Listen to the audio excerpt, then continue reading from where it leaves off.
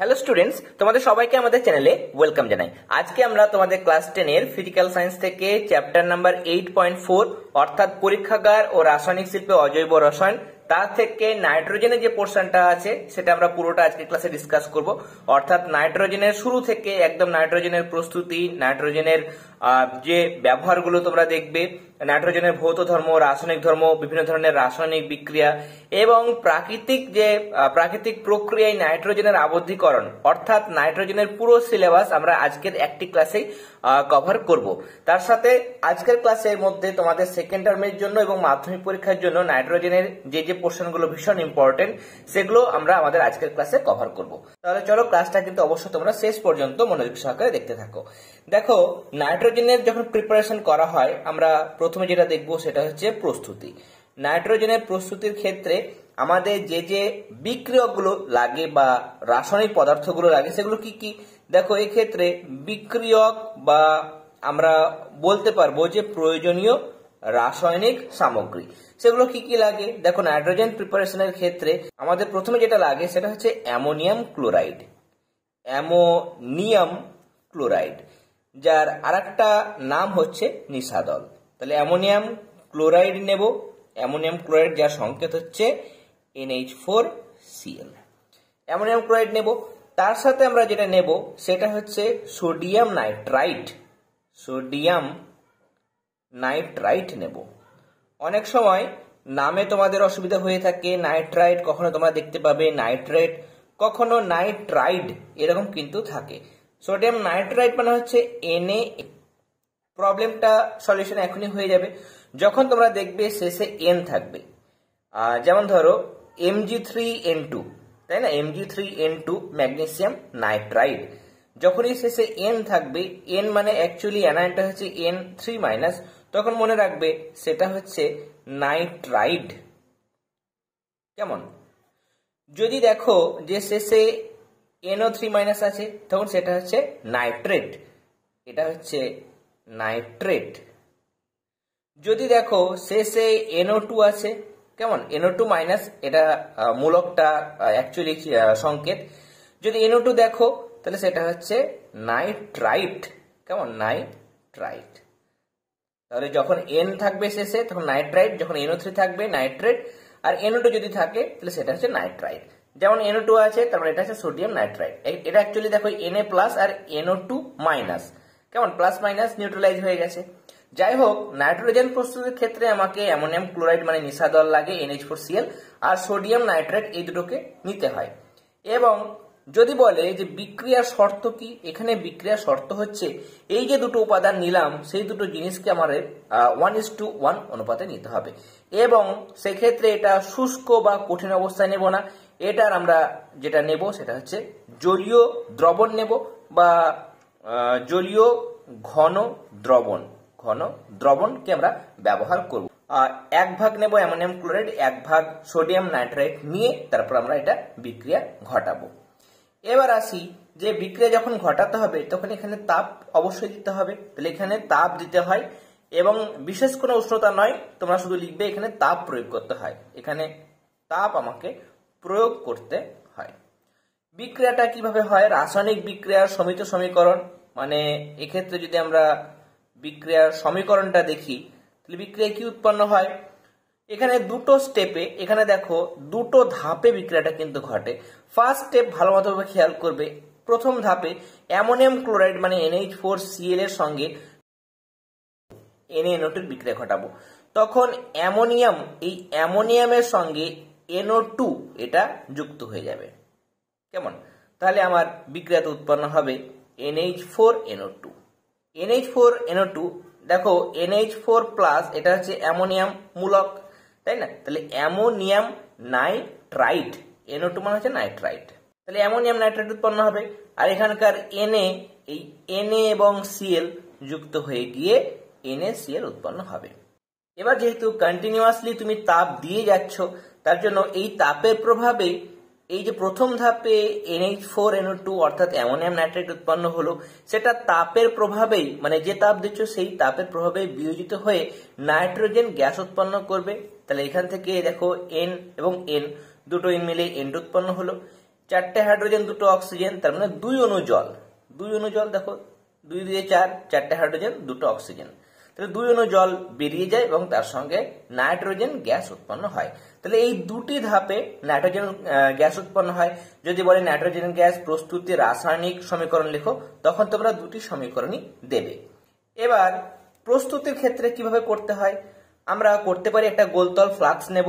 দেখো গোলতল ফ্লাক্স, এখানে মুখে কর্কে ছিপিয়ে দিয়ে আটকানো থাকে, বন্ধ থাকে। এবং গোলতল ফ্লাক্স আমি জাস্ট বোঝার সুবিধার্থে করছি, কেমন, এটা অনেকটা গোলতল ফ্লাস্ক হবে। এই গোলতল ফ্লাস্ক নিয়ে এই ফ্লাস্কের মধ্যে এই কর্কে ছিপি আছে, এই কর্কে ছিপি দিয়ে আমাকে যেটা করতে হবে সেটা হচ্ছে একটা দীর্ঘনল ফানেলকে প্রবেশ করাতে হবে।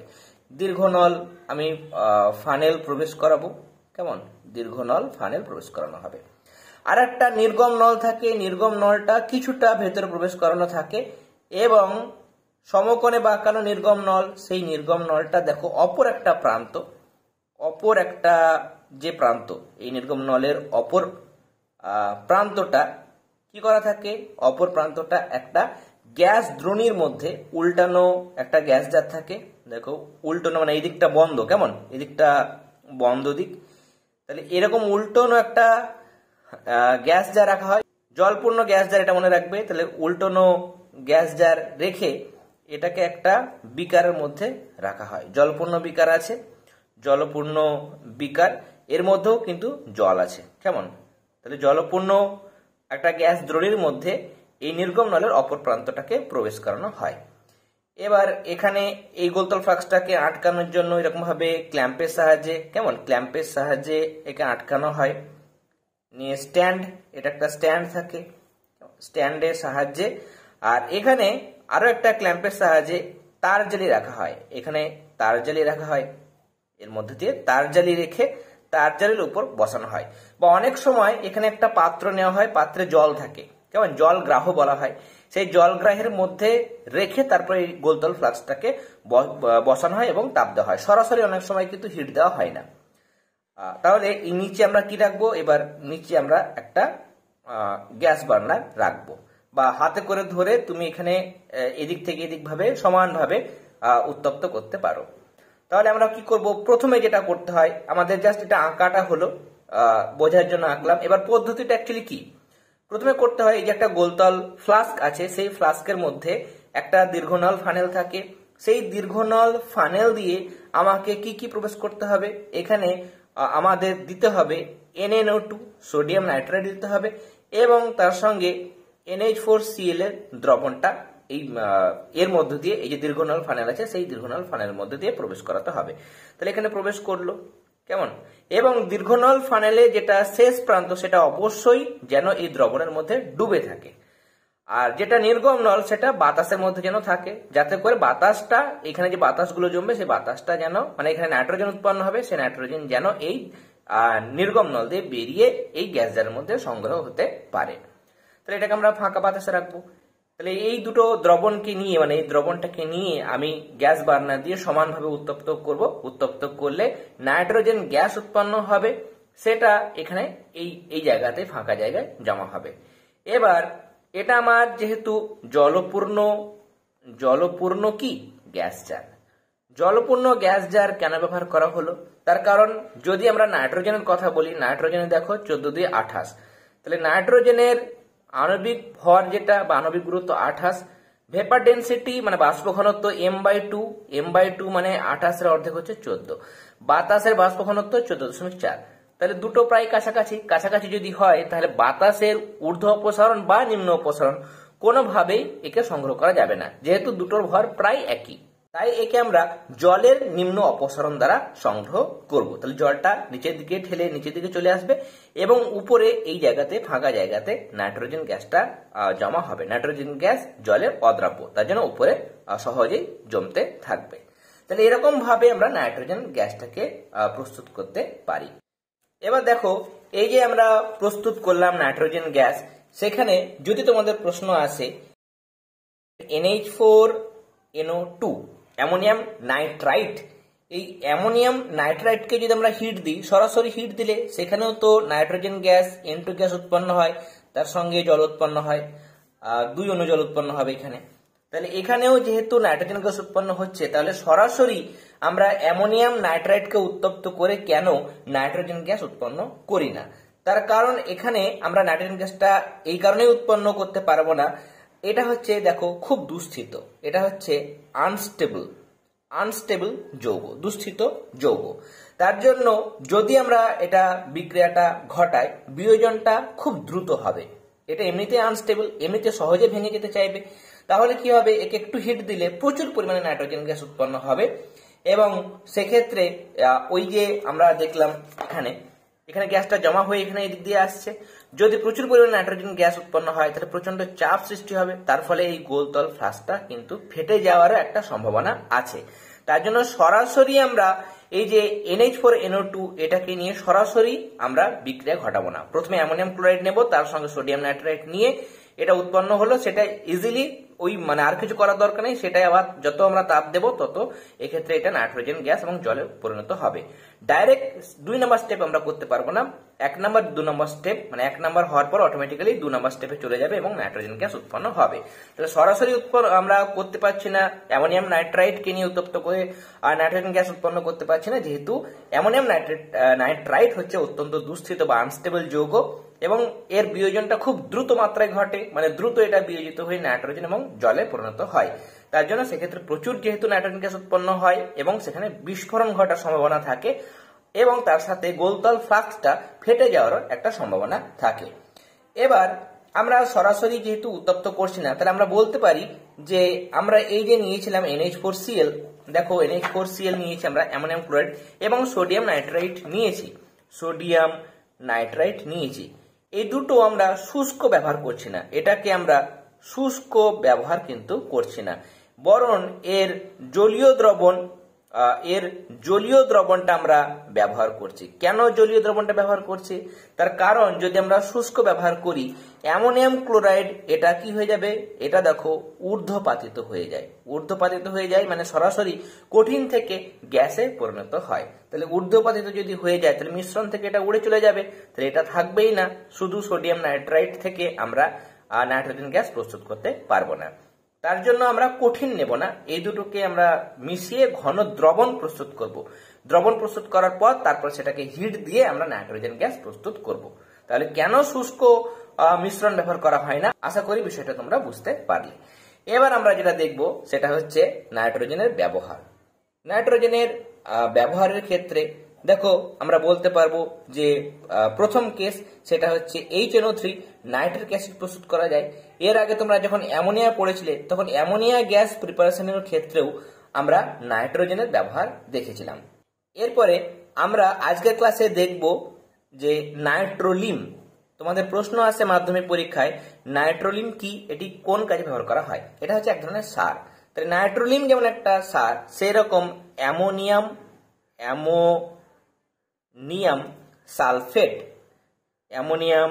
সালফেট এটাও একটা সার। অ্যামোনিয়াম নাইট্রেট, যে জায়গাটা হ্যান্ডরাইটিং যদি দেখতে অসুবিধা হয় তোমরা শুনে শুনে নোট ডাউন করতে পারো, অ্যামোনিয়াম নাইট্রেট। এছাড়া অন্যভাবে তোমরা ইউরিয়া প্রিপারেশন অন্যভাবে দেখেছো, আলাদাভাবেও প্রস্তুত করা যায়। যাই হোক, ইউরিয়া প্রিপারেশন এই সমস্ত জিনিস ইত্যাদি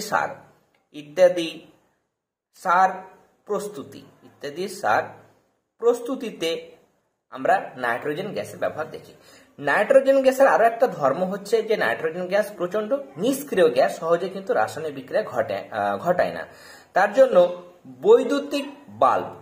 বৈদ্যুতিক বাল্বের ক্ষেত্রে আমরা নাইট্রোজেন গ্যাস ব্যবহার করি এবং বৈদ্যুতিক বাল্বের ভেতরে যদি নাইট্রোজেন গ্যাস ব্যবহার করা হয় তাহলে সেক্ষেত্রে ফিলামেন্টের জারণটা সেরকম হয় না, ফলে সে বাল্বটা সহজে কিন্তু কালো হয়ে যায় না। যদি এরকম বাতাস ব্যবহার করা হতো তাহলে বাল্ব আছে, ধরো একটা বাল্ব রয়েছে, কেমন যদি আমরা বাল্বটাকে দেখি, ধরো বাল্ব রয়েছে, তাহলে এর মধ্যে যদি আমরা নর্মাল বাতাস ভরতাম তাহলে সেই বাতাসের সাহায্যে এই ফিলামেন্টটা সহজে জারিত হয়ে যেত এবং ভেতরে কিন্তু কালো স্পট পড়ে যেত। ফলে ধীরে ধীরে এর উজ্জ্বলতা কমে যেত।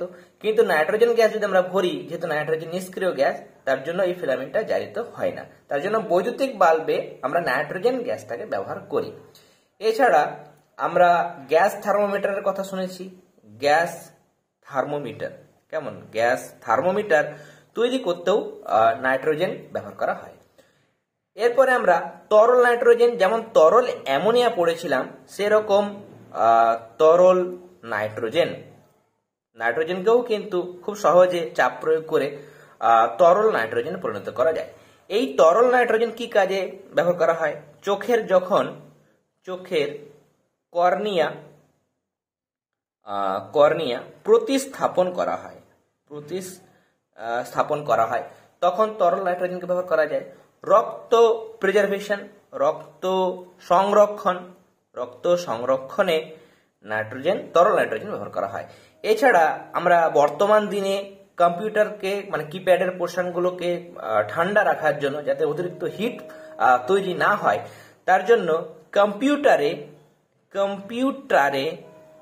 অ্যাজ আ কুল্যান্ট, কেমন, কুল্যান্ট মানে সেটা শীতল করবে এরকম জিনিস, তাহলে কুল্যান্ট হিসেবে নাইট্রোজেন আমরা ব্যবহার করি। এছাড়া এরকম নাইট্রোজেন আমরা আরো ব্যবহার পাবো, সেটা হচ্ছে বিস্ফোরক তৈরি করতে, বিস্ফোরক তৈরি, এবং তার সঙ্গে কৃত্রিম তন্তু তৈরি করতে নাইট্রোজেন গ্যাস ব্যবহার করা হয়। এবার আমরা নাইট্রোজেনের রাসায়নিক ধর্মগুলো দেখব। রাসায়নিক ধর্ম দেখার আগে নাইট্রোজেনের নিষ্ক্রিয়তা, নাইট্রোজেন কেন নিষ্ক্রিয় সেটা আমরা দেখব। নাইট্রোজেনে তোমরা যদি দেখো, hydrogen, helium, lithium, beryllium, boron, carbon, nitrogen, তাহলে 7 নম্বর পর্যায়ের সামনে 7 নম্বর মৌল। যদি তুমি ইলেকট্রন বিন্যাস করো তাহলে 2,5, সর্বস্থ কক্ষে, বাইরের কক্ষে 5টি ইলেকট্রন থাকে। যখন নাইট্রোজেন গঠিত হয়, ধরো এটা একটা নাইট্রোজেন, এর বাইরের কক্ষে 5টা ইলেকট্রন, তাহলে তোমরা অঙ্কন করবে 1, 2, 3, 4, 5। আর একটা নাইট্রোজেন নেবে একরকম ভাবে 1, 2, 3, 4, 5। এবার নাইট্রোজেন অণু গঠিত হওয়ার সময় এই দুটো থাকবে, আর এই 3টে ইলেকট্রন এক জায়গায় আসবে, তাহলে এখানে 3টে ইলেকট্রন, 4টে, 5। এবার কি হবে, এক্ষেত্রে বন্ডিং এ 3টে করে ইলেকট্রন সেটা ব্যবহৃত হবে, নিয়ে এরকম ভাবে যৌগ গঠিত হবে। দেখো এরকম ভাবে যৌগ গঠিত হয়। তার মানে দুটো ইলেকট্রনে একটা বন্ড, তাহলে এই দুটো মিলে একটা বন্ড, এই দুটো মিলে একটা বন্ড, এই দুটো মিলে একটা বন্ড, 3টে বন্ড তৈরি হবে। মনে রাখবে, এই যে দুটো করে ইলেকট্রন, মানে এক জোড়া লোন পেয়ার অফ ইলেকট্রন, বা এটাকে কি বলা হয়, নিঃসঙ্গ ইলেকট্রন জোড় বলা হয়। এরা কিন্তু বন্ডিং এ অংশগ্রহণ করে না, শুধুমাত্র 3টে করে 6টা ইলেকট্রন, মানে এ 3টে দেয়, এ 3টে দেয়, তাহলে 6টা ইলেকট্রন বা 3 জোড়া ইলেকট্রন বন্ডিং এ বা বন্ধনে অংশগ্রহণ করে। মানে নিঃসঙ্গ ইলেকট্রন জোড় একটা করে পড়ে থাকে, একটা জোড়, তাই না, এটার একটা জোড়, এটার একটা জোড় করে নিঃসঙ্গ ইলেকট্রন জোড় এদের মধ্যে, নাইট্রোজেনের মধ্যে প্রেজেন্ট থাকে। এবার এখানে দেখো সমযোজী ত্রিবন্ধন আছে। এটা কেমন বন্ধন? এটা হচ্ছে সমযোজী কবন্ধন, ত্রিবন্ধন, 1, 2, 3 বন্ধন। তাহলে সমযোজী ত্রিবন্ধন নাইট্রোজেন অণুর মধ্যে প্রেজেন্ট আছে, এবং ত্রিবন্ধন থাকার জন্যই এই যে বন্ধন সেটা অত্যন্ত শক্তিশালী হয়, মানে এই বন্ধনটা দৃঢ় প্রকৃতির হয়, এবং সহজে এই নাইট্রোজেনের ট্রিপল বন্ডটাকে ভাঙা যায় না। তাহলে ভাঙাটা খুব কঠিন, তার জন্য নাইট্রোজেন কম সক্রিয়। কিন্তু বিশেষ কিছু কন্ডিশন আছে, যদি একে প্রচন্ড মানে চাপ প্রয়োগ করা হয়, উচ্চ চাপ বা উচ্চ উষ্ণতায় যদি আনা হয়, তখন আবার নাইট্রোজেন কোনো পদার্থের সঙ্গে বিক্রিয়া করে বলেই আমরা এরপরে নাইট্রোজেনের যে সমস্ত রাসায়নিক ধর্মগুলো আছে সেগুলো আমরা পড়তে পারবো। প্রথমে রাসায়নিক ধর্ম, এবার আমরা হেডিং করব রাসায়নিক ধর্ম। রাসায়নিক ধর্মের মধ্যে প্রথমে আমাদের যেটা পড়তে হবে সেটা হচ্ছে হাইড্রোজেন এর সাথে বিক্রিয়া, এর সাথে রিঅ্যাকশন। হাইড্রোজেনের সঙ্গে যদি আমরা বিক্রিয়া দেখি, তোমরা হেবার পদ্ধতিতে অ্যামোনিয়ার প্রিপারেশন তোমরা আশা করি ক্লাসটি দেখেছো। সেখানে আমরা বলেছিলাম যে নাইট্রোজেনের সঙ্গে আমরা হাইড্রোজেনের বিক্রিয়া ঘটাই, 1 আয়তন নাইট্রোজেনের সঙ্গে 3 আয়তন হাইড্রোজেনের বিক্রিয়া ঘটানো হয়, এবং উভমুখী বিক্রিয়া ঘটে, সেখানে 2 অণু অ্যামোনিয়া উৎপন্ন হয়, এবং তার সঙ্গে 22.4 কিলো ক্যালোরি তাপ শক্তি উৎপন্ন হয়। 22.4 কিলো ক্যালোরি তাপ উৎপন্ন হয়। যদি তোমরা এটা মনে রাখতে না পারো তাহলে শুধুমাত্র ডেল্টা সাইন দিতে পারো, বা তোমরা লিখতে পারো তাপ, প্লাস দিয়ে লিখবে তাপ, তবুও কিন্তু কারেক্ট। কেমন? যাই হোক, এই যে বিক্রিয়াটা ঘটানো হয় এখানে কিন্তু কন্ডিশন আছে। কি কি শর্ত? হচ্ছে যে আমাদের এখানে 200 ATM 200 বায়ুমণ্ডলীয় চাপ প্রয়োগ করতে হয়, তার সাথে এখানে যে উষ্ণতাটা প্রয়োজন হয় সেটা হচ্ছে 550 ডিগ্রি সেলসিয়াস। এখানে আমাদের এফি চূর্ণ, লৌহ চূর্ণ যেটা, সেটা কি হিসাবে কাজ করে? এটা অনুঘটক হিসাবে কাজ করে। এগুলো আমরা আলোচনা করেছি যখন অ্যামোনিয়া পোর্শনটা পড়েছিলাম। সেখানে ভালো মতো ভাবে কিভাবে হেবার পদ্ধতিতে অ্যামোনিয়া প্রস্তুত করা হয় সেটা পুরো ডিটেলস আলোচনা করেছিলাম, পদ্ধতি সহ এবং ছবি অঙ্কন করে। তোমরা যারা ক্লাসটি দেখোনি তোমরা অবশ্যই এই ভিডিও ডেসক্রিপশন বক্সে যেতে পারো, বা আমাদের চ্যানেলের প্লেলিস্ট অপশনে গিয়ে ক্লাস 10 ফিজিক্যাল সায়েন্স এই নামে প্লেলিস্ট পেয়ে যাবে। সেই প্লেলিস্টের মধ্যে যতগুলো ক্লাস আজ অব্দি হয়ে গেছে সেগুলো পরপর পেয়ে যাবে। তোমরা কিন্তু অবশ্যই পুরোনো ক্লাসগুলি দেখে নিও। তাহলে এফি চূর্ণকে অনুঘটক হিসেবে ব্যবহার করা হয়, তার সাথে উদ্দীপক হিসাবে, উদ্দীপক বা প্রভাবক হিসাবে আমরা মলিবডেনাম মানে MO ব্যবহার করতে পারি। যদি মলিবডেনাম ব্যবহার করতে না চাই তাহলে 1% K2O পটাশিয়াম অক্সাইড তার সঙ্গে 3% অ্যালুমিনা বা অ্যালুমিনিয়াম অক্সাইড এর মিশ্রণকে আমরা ব্যবহার করতে পারি। তাহলে আইদার মলিবডেনাম MO ব্যবহার করতে পারি, বা 1% K2O এবং 3% অ্যালুমিনিয়াম অক্সাইডের মিশ্রণকে উদ্দীপক হিসেবে ব্যবহার করতে পারি। তাহলে এই কন্ডিশনগুলো যদি আমরা ফুলফিল করি তখন এই নাইট্রোজেন এবং হাইড্রোজেন গ্যাসকে দ্রুত চালনা করলে সেক্ষেত্রে অ্যামোনিয়া গ্যাস উৎপন্ন হয়। তাহলে এখানে হাইড্রোজেনের সঙ্গে বিক্রিয়ায় অ্যামোনিয়া উৎপন্ন হচ্ছে। এরপরে 2 নম্বর যেটা দেখব সেটা হচ্ছে অক্সিজেনের সাথে বিক্রিয়া। অক্সিজেনের সাথে আমরা দেখব বিক্রিয়া। অক্সিজেনের সাথে যদি বিক্রিয়া দেখি, তড়িৎ স্ফুলিঙ্গের সাহায্যে, তড়িৎ স্ফুলিঙ্গ মানে পরিবেশে, প্রাকৃতিক পরিবেশে মেঘে সেক্ষেত্রে তড়িৎ স্ফুলিঙ্গ হয়, এবং এখানে উষ্ণতা মোটামুটি কত হয়? প্রায় 3000 ডিগ্রি সেলসিয়াস। এত উষ্ণতা, এত উচ্চ উষ্ণতায় নাইট্রোজেন গ্যাস বাতাসে থাকে, অক্সিজেন গ্যাসও বাতাসে থাকে।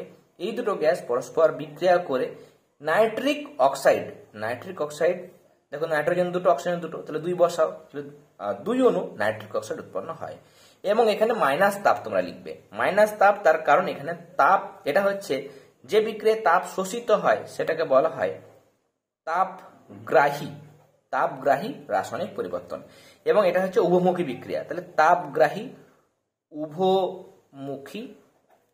উভমুখী বিক্রিয়া আমরা বলতে পারবো। 2 নম্বর বিক্রিয়া হলো। 3 নম্বর বিক্রিয়া হচ্ছে ম্যাগনেসিয়াম এর সাথে বিক্রিয়া, ম্যাগনেসিয়ামের সাথে রিঅ্যাকশন। এখানে কি ঘটে?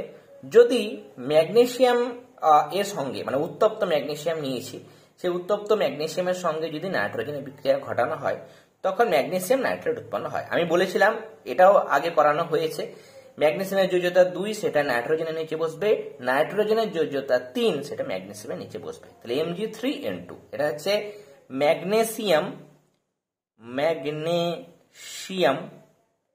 নাইট্রাইট, এটা উৎপন্ন হয়। 3টে ম্যাগনেসিয়াম, তাহলে 3 বসাবে, নাইট্রোজেন দুটো। আমরা বলেছিলাম শেষে যদি N থাকে, দেখো আমরা আলোচনা করেছিলাম শেষে যদি N থাকে তাহলে সেটাকে বলা হয় নাইট্রাইড। তাহলে তোমরা বুঝতে পারছো কেন এটার নাম ম্যাগনেসিয়াম নাইট্রাইড হলো। তার মানে উত্তপ্ত অবস্থায় ম্যাগনেসিয়ামের সঙ্গে যখন আমরা নাইট্রোজেন গ্যাসের বিক্রিয়া ঘটাই সেক্ষেত্রে ম্যাগনেসিয়াম নাইট্রাইড মানে Mg3N2 উৎপন্ন হয়। নেক্সট যেটা থেকে তোমাদের বেশি করে প্রশ্ন আসে, হেবার পদ্ধতি, এটাও ভীষণ ইম্পর্টেন্ট। এবং এই জায়গাটা মানে এক্ষেত্রে আমরা যদি ক্যালসিয়াম কার্বাইড নিই, CaC2 ক্যালসিয়াম কার্বাইড, এই ক্যালসিয়াম কার্বাইডের সঙ্গে নাইট্রোজেন গ্যাসের বিক্রিয়া ঘটাবো এবং উষ্ণতা হচ্ছে 1100 ডিগ্রি সেলসিয়াস, এত উষ্ণতায় যদি বিক্রিয়া ঘটানো হয় তাহলে সেক্ষেত্রে উৎপন্ন হয় Ca, দেখো এটা অ্যাকচুয়ালি CaCN2 উৎপন্ন হয়। এবং এই নাইট্রোজেন দুটো আছে সেটাকে কিভাবে লেখা হয়? Ca, একটা নাইট্রোজেন আগে দিতে হয় এবং একটা নাইট্রোজেন পরে, তাহলে CaNCN উৎপন্ন হয় এবং তার সঙ্গে কার্বন উৎপন্ন হয়। এই যে দুটো জিনিস একসঙ্গে মিশ্রণ, এর বর্ণ হচ্ছে অনেকটা বাদামি বা ধূসর বর্ণের একটা মিশ্রণ উৎপন্ন হয়। এই মিশ্রণটাকে বলা হয় নাইট্রোলিম। তোমাদের প্রশ্ন কিন্তু আসে। নাইট্রোলিম কি? তোমরা লিখবে এটা হচ্ছে ক্যালসিয়াম সায়ানামাইড। এটা হচ্ছে ক্যালসিয়াম, এটার যেটা নাম, শুধুমাত্র এই পোর্শনটা যেটা নাম সেটা হচ্ছে ক্যালসিয়াম সায়ানামাইড। কেন এরকম নাম? তার কারণ এটার মধ্যে দেখো সিএন মানে কি সায়ানাইড, অ্যামাইড মানে কি NH2।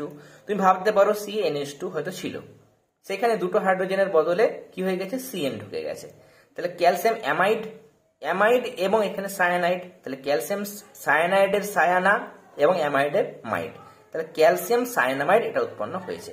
আর আমরা বললাম নাইট্রোলিম কি? নাইট্রোলিম মানে হচ্ছে ক্যালসিয়াম সায়ানামাইড এবং এই যে কার্বন, এটার মিশ্রণ, বাদামি বর্ণের বা ধূসর বর্ণের যে মিশ্রণ সেটাকে নাইট্রোলিম বলে।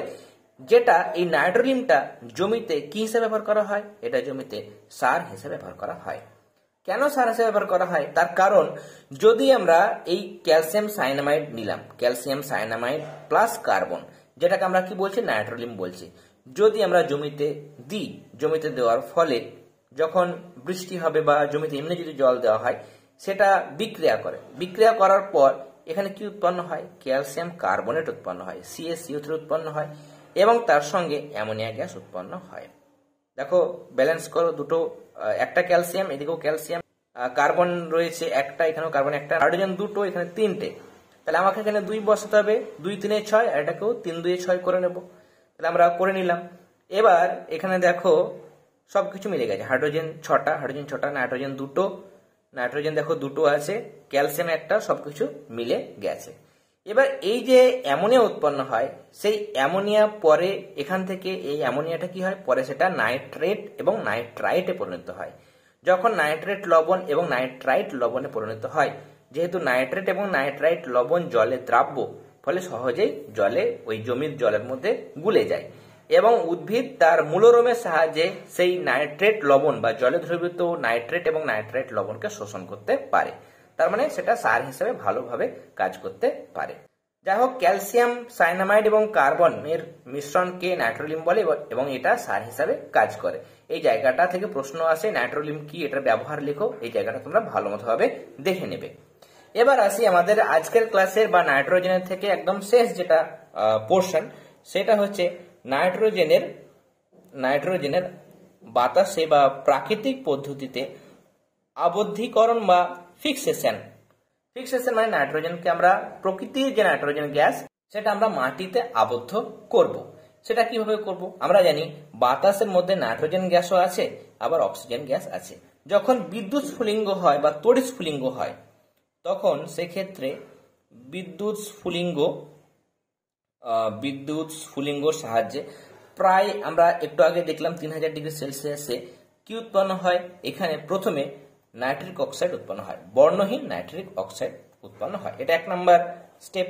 2 নম্বর স্টেপে কি হয়? 2 নম্বর স্টেপে এই যে 2NO উৎপন্ন হলো, 2 অণু নাইট্রিক অক্সাইড উৎপন্ন হলো, এটা বাতাসের অক্সিজেনের সঙ্গে আবার বিক্রিয়া ঘটবে এবং বিক্রিয়া ঘটার পর 2NO2 উৎপন্ন করবে, নাইট্রোজেন ডাইঅক্সাইড উৎপন্ন করবে। তাহলে নাইট্রিক অক্সাইড উৎপন্ন হলো সেকেন্ড ধাপে। নাইট্রিক অক্সাইড, বর্ণহীন নাইট্রিক অক্সাইড অক্সিজেনের সঙ্গে বিক্রিয়া করে বাদামি বর্ণের নাইট্রোজেন ডাইঅক্সাইড গ্যাস উৎপন্ন করে। এবার যখন বৃষ্টি হওয়ার সময় এই বাতাসে যে নাইট্রোজেন ডাইঅক্সাইড গ্যাসটা ছিল সেটা বৃষ্টির জলের সঙ্গে গুলে যায়। গুলে যাওয়ার পর এখানে 2 ধরনের অ্যাসিড উৎপন্ন হয়, একটা হচ্ছে HNO2 আর একটা হচ্ছে HNO3। যেখানে যোজ্যতা কম নাইট্রোজেনের সেটা হচ্ছে নাইট্রাস অ্যাসিড। তাহলে এটা নাইট্রাস অ্যাসিড এবং এটা হচ্ছে, এখানে যোজ্যতা নাইট্রোজেনের বেশি, এটা হচ্ছে নাইট্রিক অ্যাসিড।